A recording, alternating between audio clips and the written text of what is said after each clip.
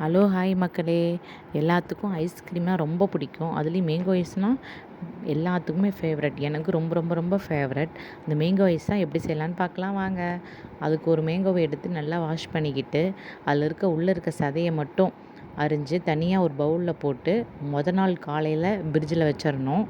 அது ஜில்னஸோடு நம்ம ஐஸ் அரைச்சி எடுக்கும்போது ரொம்ப டேஸ்ட்டாக இருக்கும். அதனால தான் நாள் காலையில் உள்ளே வச்சுக்கணும். அடுத்த நாள் காலையில் அதை எடுத்து தனியாக ஒரு தட்டில் போட்டு வச்சுக்கணும். முந்திரி பருப்பு இருக்குல்ல, 8 முந்திரி பருப்பை 1 ஹவருக்கு முன்னாடி ஊற வச்சு அதை எடுத்து வச்சுக்கணும். டேஸ்ட்டுக்காக முந்திரி பருப்பு ஆட் பண்ணுவோம். அந்த ஃப்ரிட்ஜில் வச்ச மாங்காவை எடுத்து தனியாக வச்சுக்கணும். தட்டில் தனியாக வச்சுக்கோங்க. ஒரு மிக்ஸி ஜார் எடுத்து 5 முந்திரி பருப்பு ஆட் பண்ணிக்கோங்க.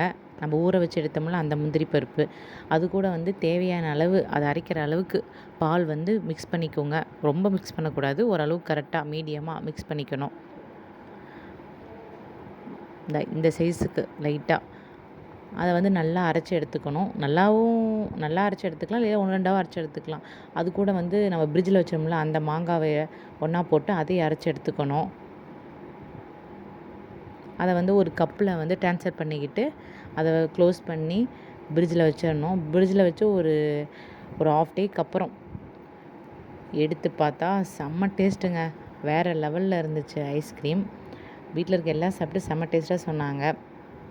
இது நாள்லேயே நம்ம மாங்காய் அரிஞ்சு உள்ளே வைக்கிறதுனால இன்னொரு டேஸ்ட் கொடுக்கும். அதில் முந்திரி பருப்பு சேர்த்ததுனால இன்னொரு டேஸ்ட் வேறு லெவலில் இருக்குங்க.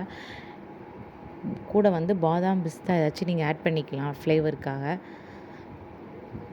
அதுதான் ஃபைனல் லுக்கு. செம்மையாக டேஸ்ட்டாக இருக்குதுன்னு பாருங்கள். அதை எடுத்து சாப்பிட்டு பார்த்தோம். வேறு லெவல் டேஸ்ட். நீங்களும் ட்ரை பண்ணி பார்த்து கமெண்ட் பாக்ஸில் கமெண்ட் பண்ணுங்கள். Tata, bye bye.